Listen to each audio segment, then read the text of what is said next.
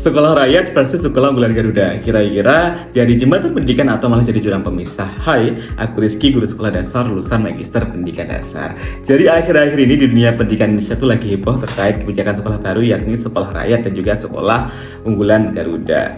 Well, aku bukan seorang pengamat kebijakan, so I don't have the capabilities to critique and judge this policy, but as a practitioner, I am interested to observe this impact. Jadi singkatnya, sekolah rakyat ini digadang-gadang menjadi wadah pendidikan bagi anak-anak dari keluarga yang kurang mampu. Sedangkan sekolah unggulan Garuda, on the other hand, diproyeksikan sebagai kawah candra di muka bagi bibit-bibit unggul bangsa.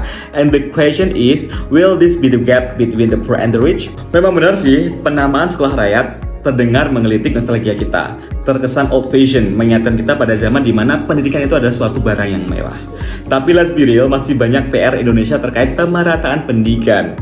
Kita bisa lihat masih banyak sekali anak-anak yang terpaksa memilih bekerja daripada sekolah, walaupun kita tahu pendidikan formal itu gratis. Aku pribadi sih optimistik ya dengan kebijakan baru ini. At least ada upaya dari pemerintah untuk menjangkau mereka yang selama ini terpinggirkan, walaupun memang tantangan besar menanti. Bagaimana cara pemerintah untuk memastikan bahwa kualitas pendidikan di sekolah rakyat tidak jauh tertinggal dengan sekolah unggulan, dan bagaimana cara pemerintah untuk mencegah stigma negatif supaya tidak memperlebar jurang sosial itu.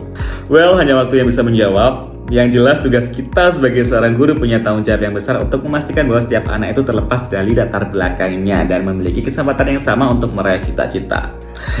Yang jelas pendidikan itu bukan soal sekolah elit atau sekolah pinggiran, tapi bagaimana kita menciptakan generasi penerus bangsa yang cerdas dan berkarakter. So we need to break the cap, not widen it. Bye.